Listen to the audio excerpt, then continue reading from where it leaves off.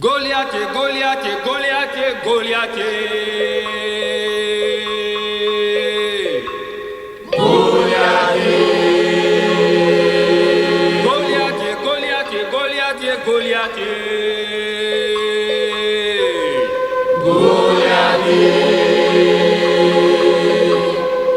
Goliath, wabalukoji, asiajoraje. Goliath, wabalukoji, asiajoraje. Goliath,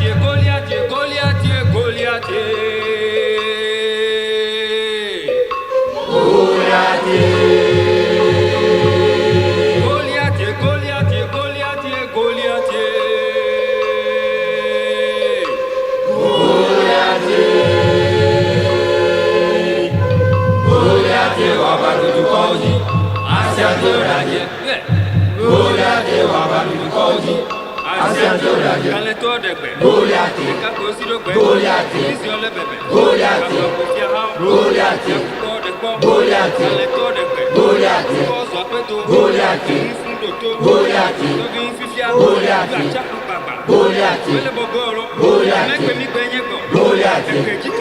Goliath,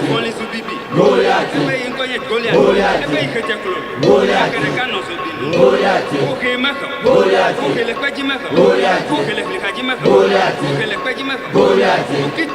Goliath, Goliath,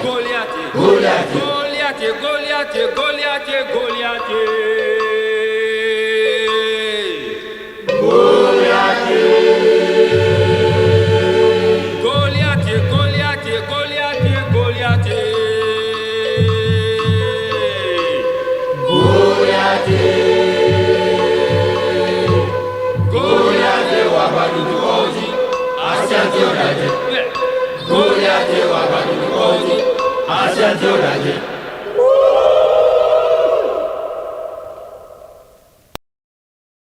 Goliath, Goliath, Goliath, Goliath, Goliath, Goliath,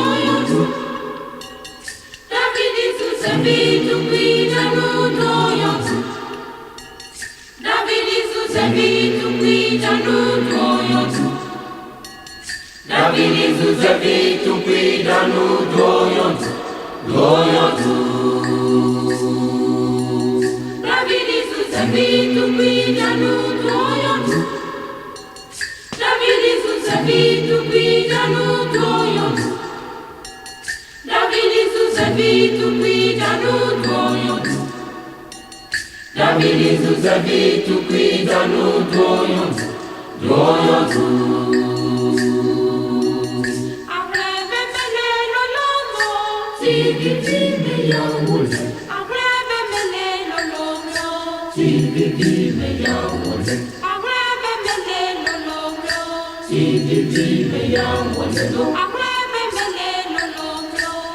Goliath, Goliath, Goliath,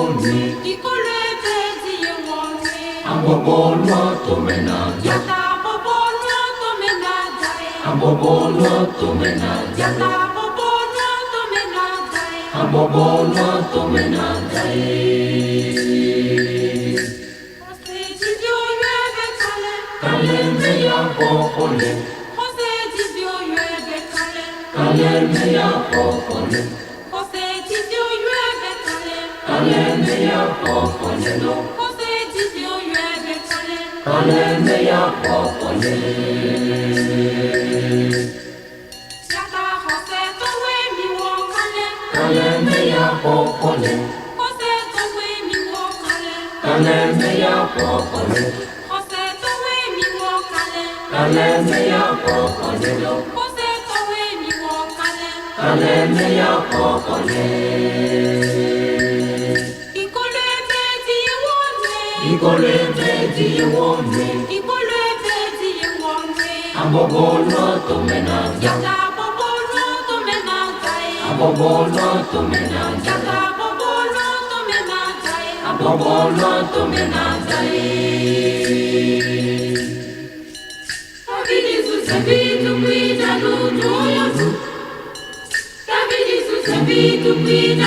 Goliath, David is vitu pidanu doyon.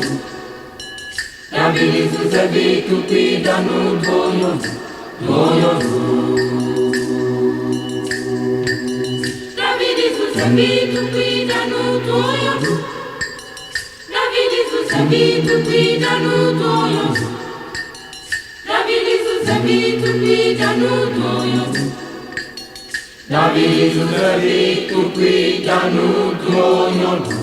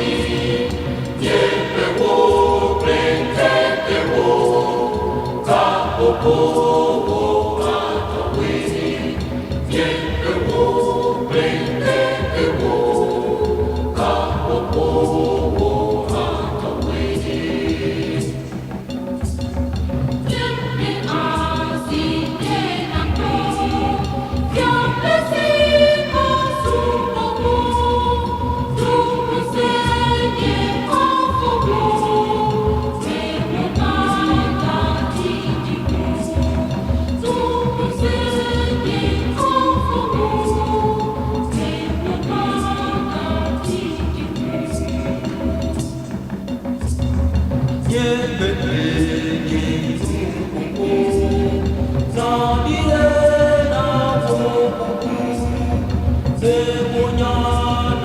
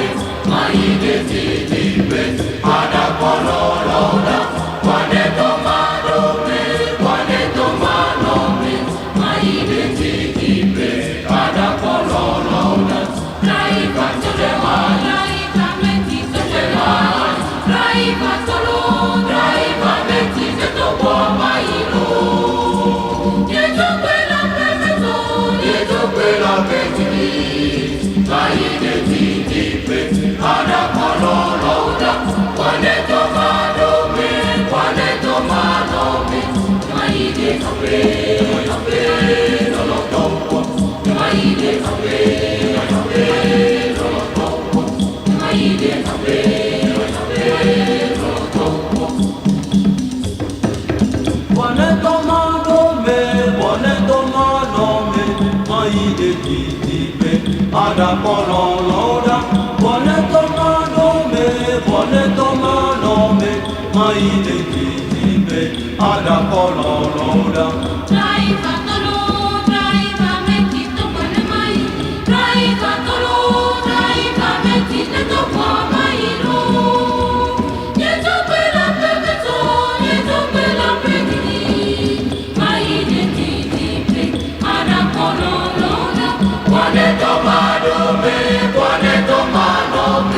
maide ape ape lolo topo maide ape